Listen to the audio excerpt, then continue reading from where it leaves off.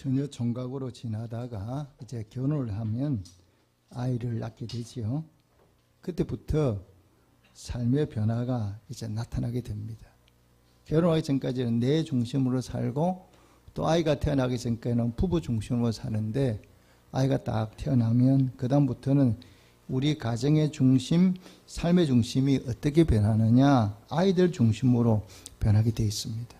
제가 어린 자녀들이 있는 가정을 신방에 가보면 그 집 전부가 다 뭐로 가득 차 있느냐, 아이들 물건으로 가득 차 있어요.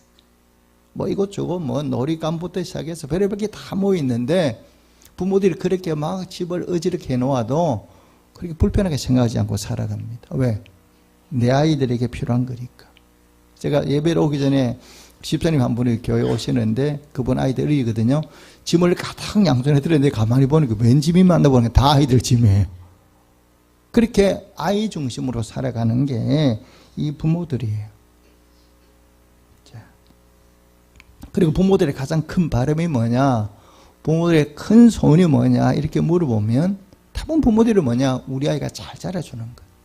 이게 모든 부모들이 공통된 소원이에요. 우리 아이만 잘 자라줄 수 있다면 못하는 게 없다는 게 부모들의 마음입니다. 우리 아이에 의해서라면 우리 아이가 공부 잘하고 훌륭한 사람이 된다고 할 수만 있다면 못하는 게 없다. 이게 우리나라 부모뿐만 아니라 아마 전 세계 모든 부모들의 바람일 거예요.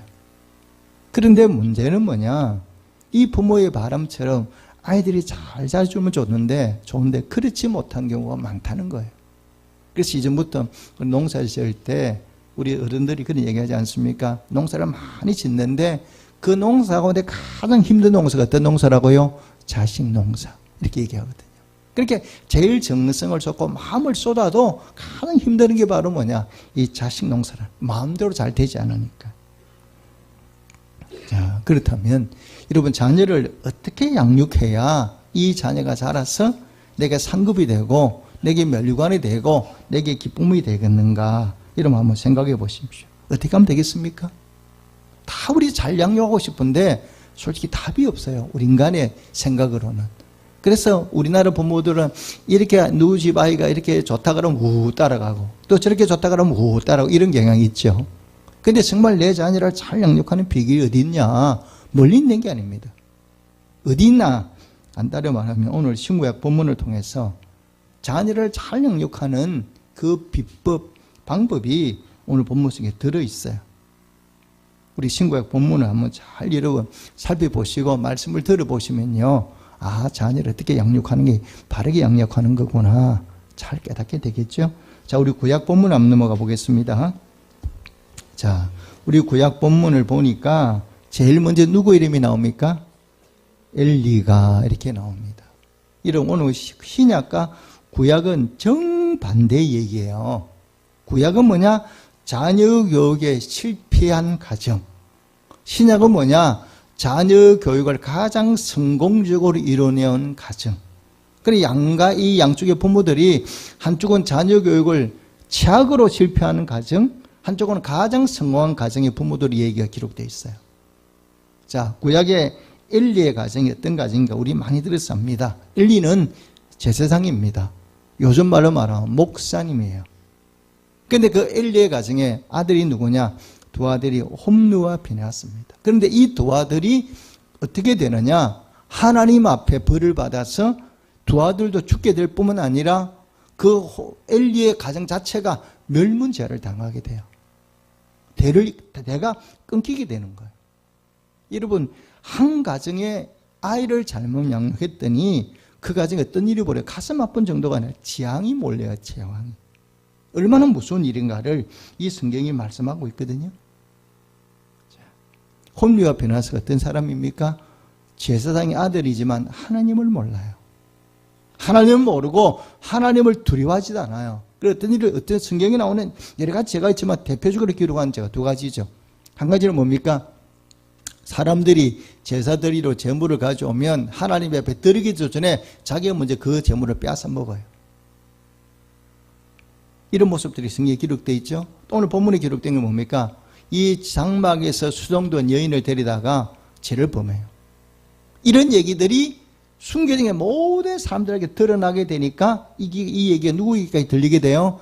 엘리의 계획까지 들리게 되니까 아버지가 부르다가 그렇게 하지 마라. 하나님 너를 심판할 거다. 이렇게 얘기를 해도 혼미와 비나하스가 결국 그 얘기를 듣지 않고 죽음을 맞이하게 되죠.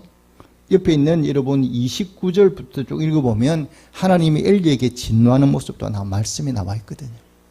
어떻게 네가 그렇게 자녀를 양육하느냐. 어떻게 내 아들이 잘못된 길로 가면 요즘은 다리 몽둥이 분지를 잤어도 네가 그렇게 하지 못하게 막아야지. 어떻게 내 자녀를 그렇게 양육하느냐. 하나님이 책망하는 그런 모습들이 나와 있습니다. 자녀를 제대로 양육하지 못한 부모에 대한 하나님의 징계가 얼마나 무서운가를 구약 본문이 그대로 보여주고 있어요. 특히 우리 목사나 장로나 직책을 받은 가정의 부모님들은 고민 많이 하셔야 돼요. 우리 집안이 엘리 같은 집안이 되지 아니하도록. 직책은 받았는데 하나님을 아이들에게 제대로 전수해 주지 못하니까 만나게 주지 못함으로 인하여 그 가정이 얼마나 큰 어려움을 겪는가를 성경이 우리에게 말씀하고 있거든요. 그러니까 엘리의 자녀는 상급이 아니라 부모에게 뭡니까? 정말 왼수입니다. 왼수. 반면에 자, 신약 본문은 어떤 내용이 기록되어 있습니까? 자, 신약 본문으로 넘어가 보겠습니다. 이번에는 자, 신약 본문으로 자, 어디를 한번 읽어보냐면요. 3장 15절 말씀입니다. 3장 15절 한 절 말씀을 읽겠습니다. 시작. 또 어려서부터 성경을 나니 성경은 능히 너로 하여금 그리스도 예수 안에 있는 믿음으로 말미암아 구원에 이르는 지혜가 있게 하느니라. 아멘. 이게 본문에는 이름은 나오지 않지만 누구예요? 디모데죠. 오늘 본문의 주인공이 누구냐? 디모데입니다. 이 디모데는 뭐냐? 부모에게 상급이 되는 자녀예요. 그래서 이 디모데가 바르게 잘 성장하니까 그 디모데를 양육했던 외할머니와 어머니 이름이 성경이 기록되는 놀라운 복을 받게 돼요. 디모데는 어떤 인물이냐?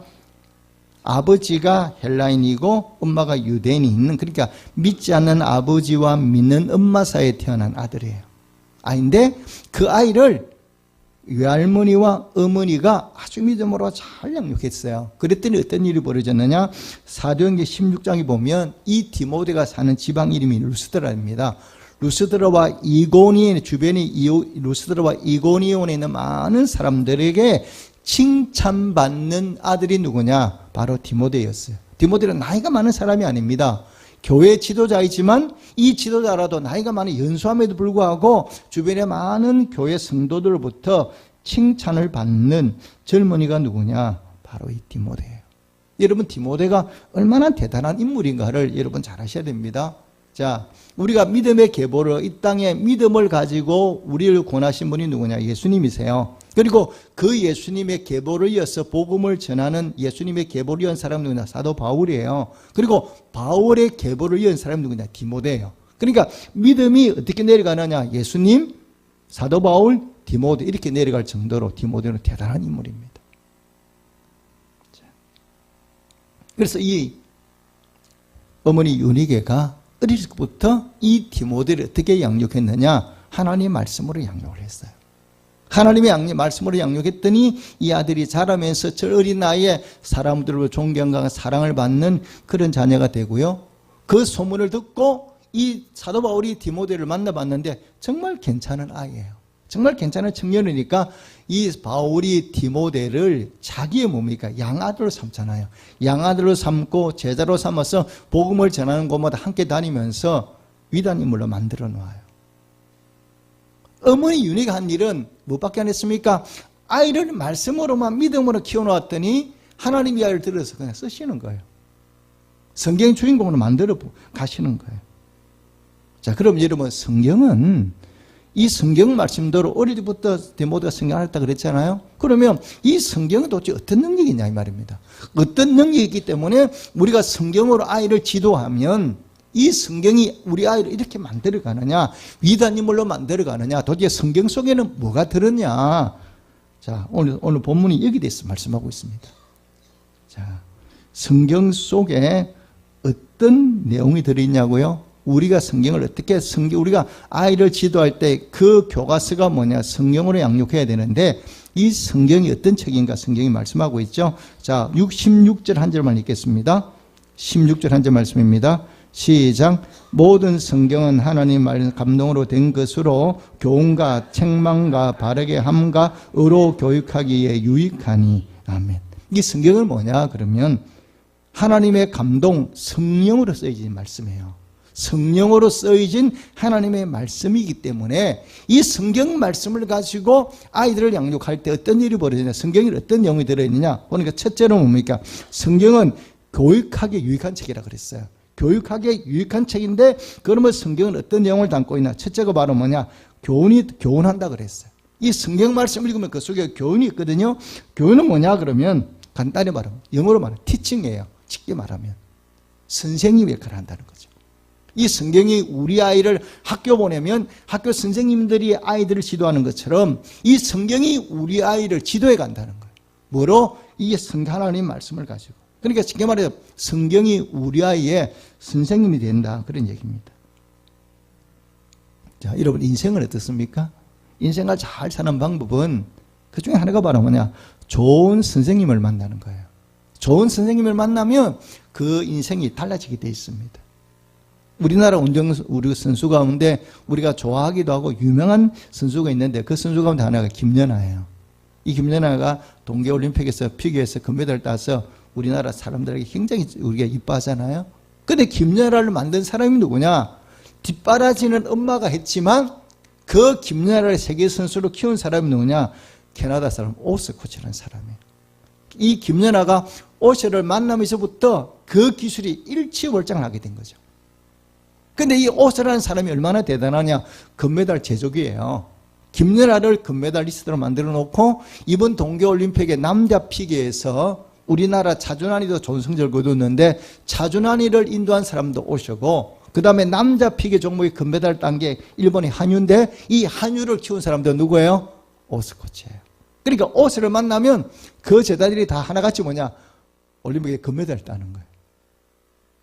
어떤 지도자를 만나느냐, 어떤 선생님을 만나에 따라서 그 삶이 달라지게 돼 있어요. 자, 여러분 제가 이 부교육자 시절에 이제 신방을 다니면서 이제 물어봐요. 가정에 가서 세계에서 가장 자기가 존경한 대통령을 한번 이름을 얘기해봐라 그러면 하나같이 드는 사람이 우리나라 대통령이 아니고 미국 대통령이에요. 누구를 드나? 링컨을 들어요. 그래서 세계에서 가장 훌륭하다고 생각하는 대통령이 누구냐 그러면 거의 10이면 9이 링컨이라고 얘기를 해요. 그래서 링컨은 어떤 사람이냐? 여러분 잘 알고 계시지만 링컨은 너무 집이 가난해서 초등학교도 못 나온 사람이에요. 초등학교 졸업도 제대로 못한 사람이 링컨인데 그럼 링컨이 어떻게 해서 이렇게 세계적인 인물이 됐냐? 딱 하나입니다. 링컨은 어릴 적에 엄마가 돌아가셨어요. 그래서 계모가 들어왔는데 이 계모가 엄마의 친구였어요. 돌아가 친모의 엄마의 친구가 이 자기의 이제 계모가 된 거죠. 그런데 이 링컨을 굉장히 사랑했어요. 이 사랑해서 이 링컨을 어릴 적부터 정말 사랑으로 키웠는데 집이 너무 가난하니까 학교를 보낼 수 없으니까 어머니가 믿음이 굉장히 좋은 여자예요. 그래서 어릴 적부터 링컨에게 다른 걸 가르칠 수 없으니까 성경을 읽어주고 성경을 가까이 하게 만들었어요. 그리고 우리가 에이브럼 링컨 이렇게 얘기하는데 에이브럼이란 말은 성경에는 아브라함이라는 뜻이거든요. 아브라함 링컨이거든요. 그러니까 링컨이 얘기하는 거예요. 에브라함아, 이 성경에 너하고 이름이 똑같은 사람이 아브라함인데 이 아브라함이 이렇게 믿음으로 살았다. 하나님께 사랑받는 사람이 되었다.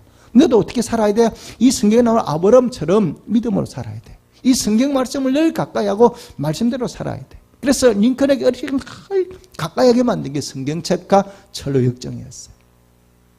그래서 세상을 떠날 때도 그 어머니가 유산을 물려준 게 이 성경 하나밖에 없어요. 너는 평생 성경을 가까이 하고 성경 말씀대로 살아다오. 성경 말씀대로 살았더니 어머니의 가르침을 따라서 성경 말씀을 끼고 성경 말씀대로 살았더니 세상에서 가장 존경받는 대통령이 됐어요. 여러분, 우리가 항해할 때 가장 필요한 것이 바로 무엇입니까? 나침반 아닙니까? 나침반이 없으면 우리 항해배가 항구로 돌아갈 수가 없습니다. 성경은 바로 뭐냐? 우리 인생의 나침반이라는 이 사실을 여러분 꼭 마음에 믿으시기를 주님의 축복합니다. 그래서 성경은 뭐냐? 교훈하는 책인데 더 쉽게 말하면 교훈이라는 말은 뭐냐? 가르침을 주는 책이라는 거예요. 우리 인생의 나침반이 되어서 우리가 바른 길로 가도록 인도해 가는 교사의 역할, 선생의 역할을 하는 것이 바로 뭐냐? 이 성경인 것을 우리에게 말씀하고 있거든요. 또 성경은 어떤 책이냐? 오늘 교훈 다음에 뭐가 나옵니까? 책망이라는 책. 여러분 성경은 어떤 기능이 있어요? 책망하는 기능이 있어요. 우리 사람이 실수하지 않고 죄를 범하지 않는 사람이 있습니까? 다 우리 죄 범하고 실수하죠. 그러면 그 죄를 범했을 때 문제는 뭐냐? 깨달아야 돼. 그 죄를 깨닫지 못하면 우리가 죽음으로 갈 수밖에 없잖아요. 그런데 이 내가 죄를 지었을 때 누군가가 나에게 와서 그거 잘못됐다 이렇게 얘기해야 되는데 그것을 얘기해 주는 기능이 바로 뭐냐? 성경 말씀이라는 거예요. 그래서 우리가 죄를 범하고도 이게 죄인 줄도 몰라. 그리고 죄책감도 없이 살아가는데 이 성경 말씀을 읽으면 우리에게 너 죄 범했지 않았느냐? 네가 그 잘못하지 않았냐? 하고 우리로 하여금 양심을 일깨워서 내가 죄인임을 깨닫게 만드는 게 바로 이 성경 말씀이에요. 여러분 다윗이 죄를 범하지 않았습니까? 우리아를 죽이고 아내 바세바를 빼앗았어요. 그런데 다윗은 전혀 그 죄책감을 느끼지 못하고 있어요. 그런 악한 일을 행하고도 전혀 죄책감을 느끼지 못하고 있으니까 하나님 지켜보시다가 하나님 가슴이 아프니까 나단을 보내서 나단이 징계하지 않습니까? 나단이 말하지 않습니까? 네가 바로 그 사람 아니냐? 네가 악한 그 사람 아니냐? 하고 책망을 했더니 다윗이 눈물로 회개해요. 그 나단의 말을 듣기 전까지는 그런 악한 일을 해놨고도 전혀 깨닫지 못했어요. 그런데 그 악한 일을 누가 나단이 지적하니까 비로소 다윗이 깨닫고 눈물로 회개하거든요. 우리도 그렇지 않습니까? 내가 성경 말씀을 읽기 전까지는 죄를 범하고도 우리가 자꾸 죄에 대해서 둔감해져 가요. 그런데 말씀을 읽다 보면 내가 얼마나 큰 죄인인가를 깨닫게 만들거든요. 그래서 하나님 앞에 우리 자신을 돌아보게 만들고 죄에서 멀어지게 만드는 것. 이것이 바로 뭐냐? 성경 말씀이거든요. 이 성경은 뭐냐? 히브리서 말씀하고 있지만 운동력이 있어요. 하나님 말씀은 살았기 때문에 운동력이 있어서 우리 속에 들어와서 우리의 심령과 골수를 쪼개고도 남을 만큼 능력이 있어요. 내 죄를 돌아보고 그것을 눈물로 통하게 만드는 것이 바로 뭐냐? 죄예요. 이 성경 말씀이에요. 그 성경 말씀을 가까이 하면 죄 가운데 살아갈 수가 없어요. 죄를 범할 수는 있어도 그 죄로부터 내가 뉘우치고 회개하게 만들어서 다시금 하나님 돌아오게 만드는 것이 바로 뭐냐? 이것이 바로 성경의 능력이에요. 여러분 기독교 역사 가운데 성자로 보는 어거스틴이 아주 방탕길을 가지 않았습니까? 그 방탕길로 가던 어거스틴이 어떻게 변화되느냐? 딱 성경 말씀 읽으면 깨닫죠. 로마서 말씀을 읽으면서 그 말씀 앞에서 어거스틴이 무너지기 시작해요. 어둠의 옷을 이를 벗고 빛의 갑옷을 입고 방탕하지 말라. 술 취하지 말라, 음란하지 말라. 이 성경 말씀 듣고 어거스틴이 깨어지는 거죠. 여러분 우리의 자녀가 그랬던 길을 갈래 부모들이 막 책망한다고 애들이 말 잘 듣습니까?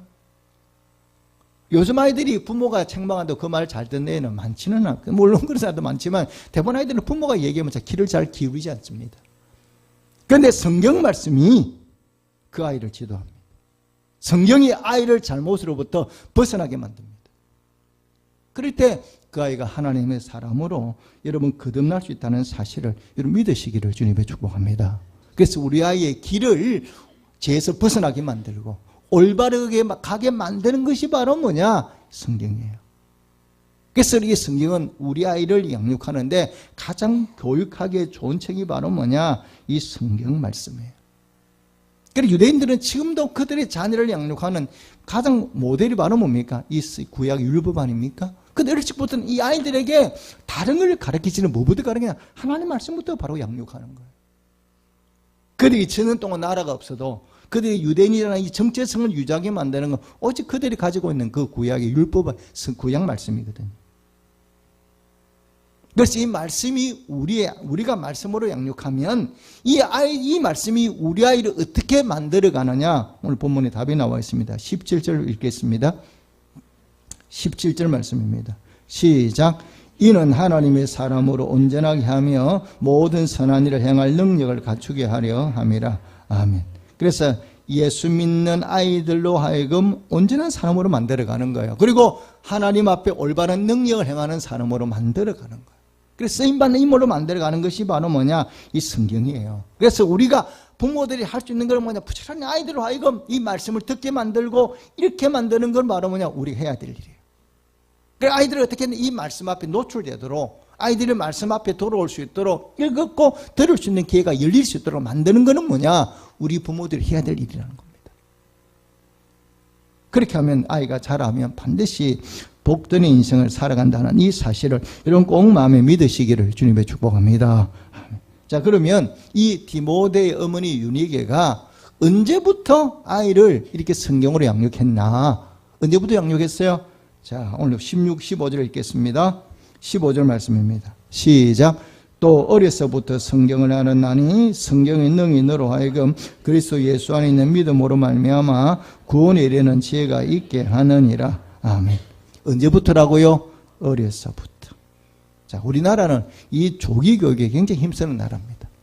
유치원 다닐 때부터 영어 배우고 막 이렇게 하잖아요. 물론 그게 잘못됐다는 얘기 아닙니다. 아이들에게 조기 교육이 굉장히 중요합니다. 그런데 영어 이런 것만 중요한 게 아니라 우리가 어릴 때부터 정말 아이들에게 가까이 해야 될 거는 바로 뭐냐? 말씀이에요. 어릴 때부터 이 아이들이 뭐냐? 이 성경 말씀에 가까이 노출될 수 있도록 그렇게 만들어야 돼요. 자, 나이가 들면 어떻습니까? 생각이 굳어지거든요. 나이가 들면 뼈만 굳는 게 아니라 생각도 굳어요. 그래서 뭐라고 말해도 잘 믿어지지가 않고 그게 마음에 들어오지가 않아요. 그런데 어릴 적부터 성경 말씀을 이게 가르치면 어릴 때는 이 성경 말씀을 쉽게 받아들이거든요. 아이들이 쉽게 받아들여지고 그 말씀이 마음속에 새겨지면서 이 말씀을 통해서 아이들이 살아가게 되죠. 여러분, 성경이 그 속에 들어가면 어떤 일이 벌어지느냐? 하나님 말씀이 그 속에 들어가면 어떤 일이 벌어지느냐? 부모들은요, 걱정 하나도 상관없습니다. 아이가 말씀이 들어가면 그 다음부터는 내 아이를 어디 갖다 놓아도 아이들이 자기 스스로 삶을 지켜요. 여러분, 요셉이라는 우리 사람을 한번 생각해 보십시다. 요셉이 애굽에 몇 살이 팔려가느냐? 17의 나이로 팔려갔어요. 아주 어린 나이로 팔려갔죠. 그것도 뭐 어떻게 했습니까? 종으로. 인신매매를 당했는데 부잣집 아들이잖아요. 부잣집에 사랑받는 아들이 누구냐? 요셉이 있는데 어느 날 갑자기 요셉이 어떻게 됐느냐? 종으로 팔려가서 노예가 됐어요. 신분이 하루아침에 하늘과 땅 차이로 변해버렸어요. 엄청난 상처죠. 그런데 그 요셉이 애굽 땅에 아무도 없지 않습니까? 부모도 없고 형제도 없고 홀로 단신 남은 나라에서 종으로 살아요. 그런데 그 속에서 자기를 지키며 사는 것, 어려움을 극복하며 사는 게 쉽겠습니까? 그런데 놀라운 것은 17에 팔려간 그 요셉이 30살에 뭐가 되나? 애굽의 총리가 돼. 요즘 말하면 우리나라에서 미국으로 아이가 우리나라에 인신매매를 당했는데 그 아이가 17의 나이가 미국에 가서 뭐가 됐느냐? 우리로 말하면 국무장관이 됐다는 거죠. 미국을 실제로 흔들어 놓은 실세가 됐다는 거예요. 그러면 도대체 부모가 도와준 것도 아니고 그냥 아무도 미국에 홀로 건너가서 그것도 노예로 건너가서 이렇게 성공했다는 거예요. 그러면 그 중심에 뭐가 있느냐? 우리가 뭐라 할 수 있습니까? 요셉이 보디발의 집에 종으로 있을 때도 총무로 있을 때도 보디발의 아내가 유혹하잖아요. 동침하자고. 그럴 때 요셉이 거절하면서 하는 얘기가 딱 한 가지입니다. 내가 어떻게 하나님 앞에서 당신과 죄를 범하겠느냐? 그럴 수는 없다. 그러면서 감옥에 가는 거예요. 그러면 그 17살 되기, 그러면 요셉이 신앙생활을 어떻게 언제부터 했습니까? 17 되기 전에 그 요셉의 조상이 누구예요? 아브람, 이삭, 야곱이잖아요. 그러니까 아버지 야곱은 어머니 라헬은 일찍 죽었거든요. 그러면 그 요셉을 하여금 하나님을 알게 만들고 아버지 야곱이 어릴 때부터 어떻게 했다고요? 믿음으로 기도로 양육했다는 걸 우리가 미루 짐작할 수 있거든요. 그러니까 어릴 때부터 믿음으로 양육해 놓으니까 이 요셉이 종으로 팔려가도 낯선 나라 가도 제 가운데 빠지지 않고 온전하게 바르게 잘 서더라는 거예요. 믿음이 얼마나 중요한 것인가, 하나님 말씀으로 양육하는 게 얼마나 중요한 것인가를 이 성경이 우리에게 말씀하고 있는 거예요. 여러분, 다니엘도 보십시오. 다니엘도 보니까 소년이라 그랬거든요. 그러니까 다니엘이 그 바벨론으로 잡혀갈 때도 우리가 나이가 많은 잡혀간 게 아니에요.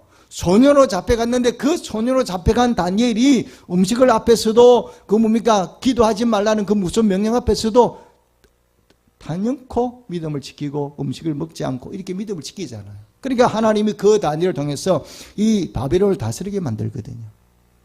어릴 때 조기에 아이들에게 신앙을 교육하는 것이 얼마나 훌륭한 일인가를, 얼마나 중요한 일인가를 이 성경이 우리에게 말씀하고 있는 거예요. 그런데 오늘 우리의 문제가 뭡니까? 우리 아이에게 공부에 관한 우리가 다 강조하잖아요. 아이들에게 열심히 공부하는 조교하는데 정말 그렇게 강조하는 만큼 아이들에게 신앙을 강조하고 살아가느냐, 이 말이 이게 문제라는 겁니다.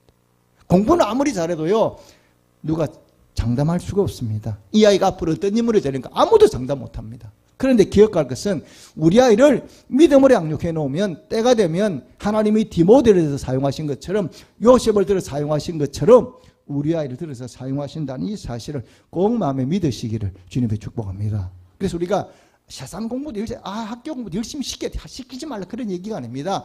세상 공부도 열심히 하게 만들지만 여기에 반해서 성경도 바르게 가르쳐야 된다는 거예요. 아이들이 어떻게 성경 말씀을 읽을 수 있도록, 성경 말씀에 노출될 수 있도록 그렇게 만들어 가야 돼요. 문제는 뭐냐? 우리가 세상 공부에 열심을 내면서 아이들에게 신앙 교육하는 것에 대해서 등한하니 하는 경우가 많거든요. 교회 나오지 않을 때도 많거든요. 누가 그 아이를 책임지겠습니까? 여러분, 우리가 자녀를 양육함에 있어서 저는 어떻게 양육하면 성공이다 생각하면, 이 아이가 자라서 나중에 뭐 하는 거야? 엄마 아빠한테 감사하는 거예요.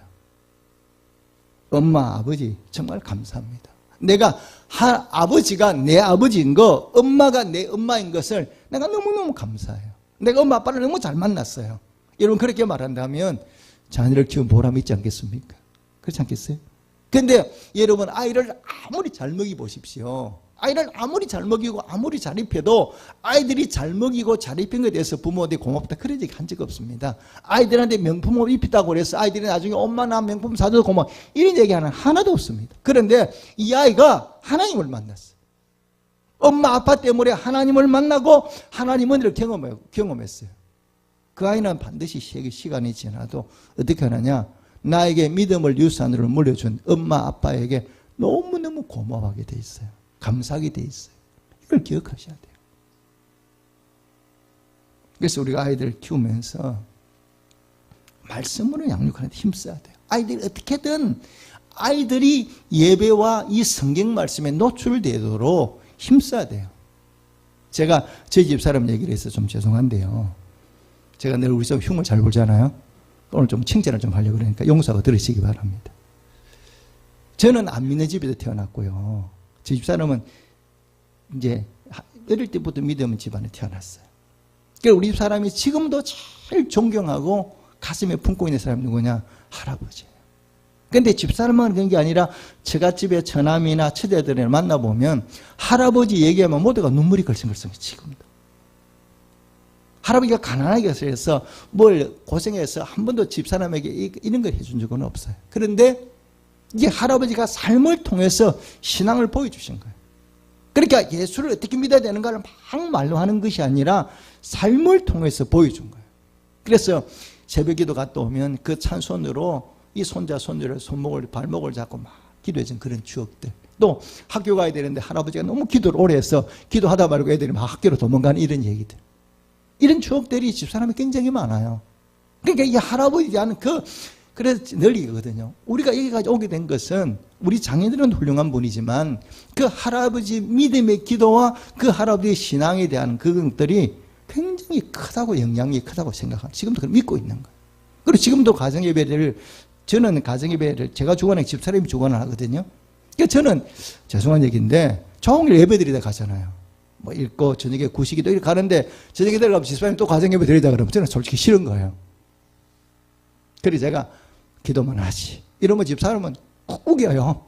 그래, 내가 기도만 하지. 이러면 우리 애들은, 야, 막 잔대 제 편이에요. 왜? 찬송 안 부르고 기도하면 잠깐 끝나는데 성경 읽어야 이러면 또 우리 집사람은 또 긴 거 읽어.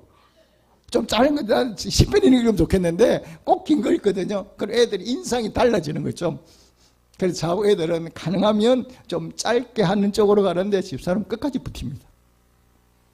그래가지고 성경 읽고 찬송하고 이제 기도하거든요. 그래서 저는 그렇게 참 감사하게 생각하는 거예요. 내가 우리 아이인데 그렇게 못하는데 집사님이 아이들에게 나를 대신해서 애들이 싫어하든 남편이 싫어하든 상관없이 가능하면 밀고 나가요. 저는 시간이 지나면 그게 우리 아이들에게 가장 큰 유산이 되리라 믿습니다. 하나님 말씀이 들어가면요, 그 다음부터 제 가운데 빠지라 그래도 제 가운데 못 빠집니다. 악한 일 갖다 던져 넣어도 요셉이 그 가운데 던져도 믿음을 지키지 않습니까? 그래, 믿음이 들어가면 그 다음부터는 어디다 갖다 놓아도 염려할 게 없어요. 왜? 하나님 우리 아이를 지키시고 신앙이 하나님 말씀에 살았기 때문에 제 가운데 있어도 죄를 범할 수가 없어요. 제가 지금도 기억나요. 제 후배 가운데 하나 인물이 잘생긴 애가 하나 있었어요. 같은 대학을 나오고 이랬는데 그 친구가 군대 가서 그런 얘기를 해요. 인물이 잘생기고 이 사람은 괜찮아요. 유혹이 많을 거 아닙니까? 그래서 죄를 좀 범하고 싶은 마음이 있는데 죄를 범할 때마다 예배드린 생각이 나서 범할 수가 없대요. 자기가 아이 때 교사로 일할 때 아이들에게 막 성경 가르치 이런 기억이 떠올라가지고 그렇게 생각 안 하고 싶은데 그런 생각이 떠오르니까 죄를 범할 수가 없다는 거예요.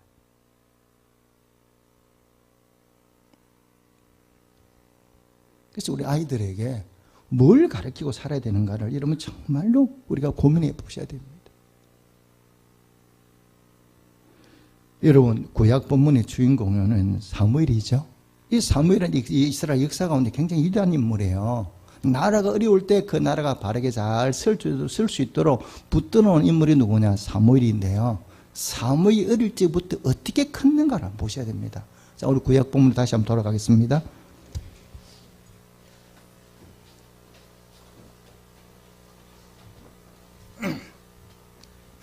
자, 구약 본문 오늘 어디를 좀 읽냐 그러면요, 먼저 2장 18절 말씀을 읽겠습니다. 2장 18절 말씀입니다.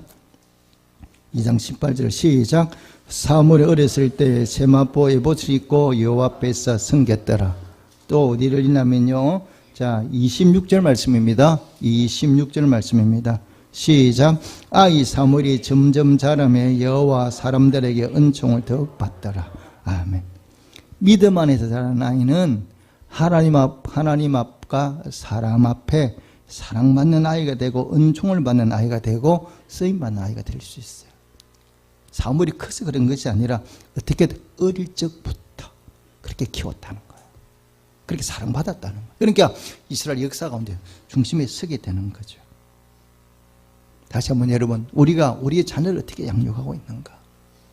어릴 적부터 정말 여러분, 지금 제가 아시는 분들이 저한테 그런 얘기를 많이 하세요. 후회하시는 게 뭐냐? 이분들이 다 교회 임직자, 중직자들이거든요. 근데 그분들이 저한테 만나면 그런 얘기를 해요. 목사님, 참 죄송해요. 내가 우리 아이를 어릴 적부터 기도와 말씀으로 키워야 되는데 그러지 못했다는 거예요. 그런데 이제 자기가 중직교회 장로대가 권사가 되어 보니까 애들에게 교회 가자고 얘기해도 애들이 교회를 안 나오거든요. 그러니까 이 부모들이 가슴이 미어지는 거예요. 내가 진작 우리 아이들을 믿음으로 키웠어야 되는데, 진작 어릴 때부터 신앙을 키웠어야 되는데 내가 그 일보다도 공부 이런 데 신경을 썼다는 거예요.